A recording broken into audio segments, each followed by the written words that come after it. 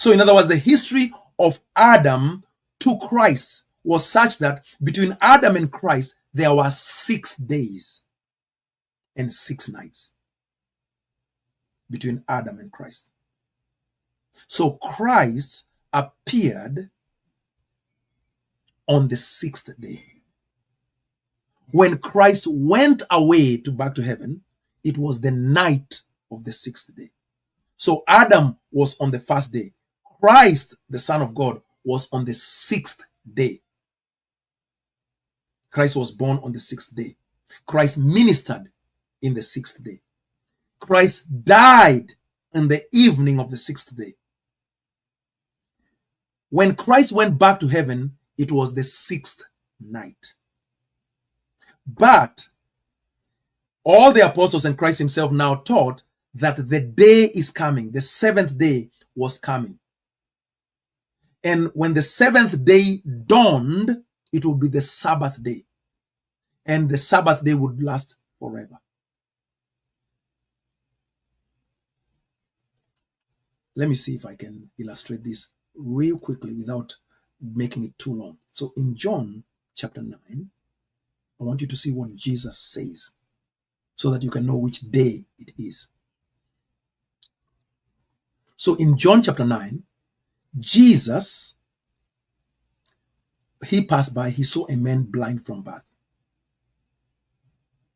This man is a representation of the Adamic order, the spiritual blindness. And his disciples say to him, Rabbi, who sinned, this man or his parents, that he was born blind? Jesus answered, it was not that this man sinned or his parents, but that the works of God might be displayed in him. Now watch verse 4. We must work the works of him who sent me. So it is a day of work. We must work the works of him who sent me while it is still day. Night is coming when no one can work. As long as I'm in the world, I am the light of the world. Okay? So in other words, during the ministry of Jesus, it is during the day. During the ministry of Jesus, it is during the day. If you go back to John chapter 5, he tells you something else about these work days. There are 6 days of work. The 7th day, no more work. Watch this. John chapter 5. We go to verse number 17. So Jesus says, but Jesus answered them. So the people are complaining, and this was why the Jews were persecuting Jesus, because he was doing these things on the Sabbath day. But Jesus answered them, the reason why I'm doing this, the reason I heal people on the Sabbath day, my Father is working until now. And I am working. Wait a minute. Did God rest on the 7th day in Genesis? Yes. But when Jesus comes, my Father is working until now. So he's saying from the beginning, my Father has been working. He is still working. And therefore I'm working. It's not yet the Sabbath day. So Jesus comes within the 6 days of work. The Father is still working. Jesus says we must work the works of him who sent me, because you can only work during the day. Night is coming. When night comes, you will not be able to work anymore. Okay. You move forward to Paul, who obviously lives after Jesus. And in Romans chapter 13, Paul informs people what time and what day it is in the creation calendar. So Romans 13, starting from about verse number 11. Besides this, he says, you know the time, the hour, that the hour has come for you to wake from sleep. So Jesus in John 9 said, night is coming. When I'm in the world, it is during the day. When I'm gone, it will be during the night. Look at what Paul says. The hour is coming for you to wake. The hour has come for you to awake from sleep. You sleep at night. For salvation is nearer to us now than when we first believed. The night that Jesus said was coming is far gone. The day is at hand. So the night that Jesus had said was coming after him is Paul's ministry. Paul ministered during the night portion of the 6th day. Jesus ministered during the day portion of the 6th day. There are 7 days. The 7th day is a day of rest. And the 7th day has no end. The first day in the prophetic calendar was the day of Adam, when darkness was separated from light. The second day was the day of Noah, when waters were separated from waters, when waters broke from above and from below. So in other words, if you go to Genesis 1, you will notice that in the first day, light and darkness are separated. In the second day, waters are separated from waters. Noah, the flood. The third day in the prophetic calendar was the day of Abraham. And what happens on the third day? On the third day, the earth is separated from the waters. Abraham was a Gentile amongst the people of Chaldea. He was in the sea. The Gentiles were called the sea people. Abraham is separated from them and he is taken to the land. That's the third day. The fourth day was the day of Moses. What happens in the fourth day in the Genesis creation? The sun and the moon and the stars are established as the markers for the appointed feasts. It actually uses that word, moed. It doesn't say seasons like winter, and says the sun and the moon and the stars were to mark out the moedim, the feast of the Lord. And that's when Israel was formed, on the fourth day. The fifth day is when the sea creatures were created and they were blessed and they were told to multiply and fill the earth. The fifth day is the era of the Gentile empires, in which God made Nebuchadnezzar, a monster of the sea, into a man. And he blessed him. And he said, I've put everything under you. That's the fifth day. The sixth day was the day in which the man, Adam, was created, the perfect man, and his wife. It is the day of Christ and the church. That's the sixth day.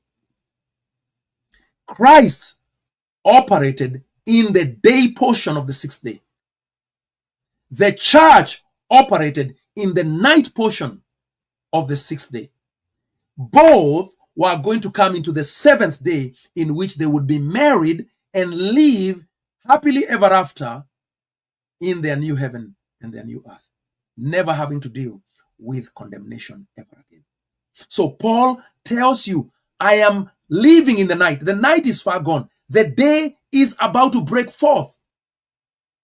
So let us cast off the works of darkness and put on the armor of light. Let us walk properly as in the daytime, not in orgies and drunkenness. So the darkness here and the light is not talking about physical darkness and physical light. It's talking about spiritual things. So that by the time you get to Hebrews chapter number 10, in fact, before I get to Hebrews number 10, let me begin here at Hebrews 3. In Hebrews 3, the writer of Hebrews, writing around 65 AD, tells the people, look at this. He tells them, take care, brothers, lest there be in any of you an evil, unbelieving heart, leading you to fall away from the living God. But exhort one another every day, as long as it is called today, that none of you may be hardened by the deceitfulness of sin. For we have come to share in Christ, if we indeed hold our original confidence firm to the end of the sixth day. As it is said today, if you hear his voice, do not harden your hearts, as in the rebellion. For those who had and rebelled, was it not those that Moses led out of Egypt? And with whom was he provoked for 40 years? Was it not those who sinned? Remember that Jesus comes after 40 years to bring people into the seventh day, just like Moses takes the people of Israel for 40 years from Passover to Canaan. So when you get to chapter number 4, it tells you that there is a seventh day that still remains. For we who have believed enter that rest, as he has said, as I saw in my wrath, they shall not enter my rest, although his works were finished from the foundation of the world. For he has somewhere spoken of the seventh day in this way, and God rested on the seventh day from all his works. And in this passage again, he says, they shall not enter my rest. Since therefore it remains for some to enter into the seventh day. So the seventh day has not yet arrived by the time the writer of Hebrews is writing. The seventh day is yet in the future. Those who formerly received the good news failed to enter because of disobedience. Again, he appoints a certain day, today, saying through David so long afterwards, in the words already quoted, today, if you hear his voice, harden not your hearts. For if Joshua had given them rest, God would not have spoken of another day later on. So then, there remains a Sabbath rest for the people of God. Whoever has entered God's rest has also entered from his works, as God did from his. So now, when you get to chapter 10, it tells you what day it is. Chapter 10, right around verse 25, he says, let us consider how to stir up one another to love and good works, not neglecting to meet together, as is the habit of some during the time of Hebrews, but encouraging one another, and all the more as you see the day drawing near. Which day? The last day. So in John chapter 6, Jesus speaks about the last day, the day of resurrection. The day that all who had died in Adam were going to be resurrected for judgment. Jesus says the judgment was going to take place in the generation of the apostles, in the generation of the Pharisees. Therefore, that tells you that the generation of the apostles and the Pharisees was the night of the sixth day. For Jesus' ministry was in the day portion of the sixth day. Daniel 12 tells you that the resurrection happens at the end of the sacrificial system. Sixth day. We now live in the seventh day. Because to live in the seventh day is to live in Christ. It has nothing to do with what you do on a Sunday or on a Saturday. It has everything to do with your status in Christ. Are you in Christ? You are in the seventh day. Because you are at rest. Because Christ is the Lord of the Sabbath. He is the fulfillment of the Sabbath. He is the rest that the world needed and needs and will ever need. So, does everybody live in the seventh day? No. Only those who have entered in Christ have entered into rest. Only those who have believed in Christ have entered into the rest. So when Christ came back, he inaugurated the seventh day for those who are in him. Because everyone else is in the darkness outside the new city of Jerusalem. The new city of Jerusalem dwells in an eternal day. And the new city of Jerusalem is the church.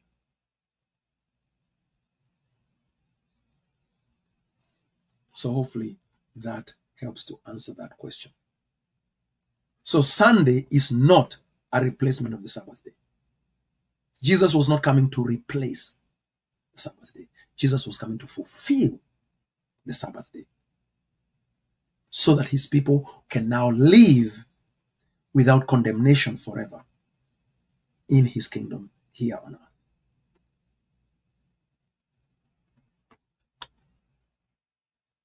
So I don't see any other questions. We are at 1 hour and 59 minutes, so I guess it's the right moment for us to part ways. I hope that you are blessed. Let me just make sure one more time before I go away that nobody asked a question that was recorded on Facebook, but I did not see it.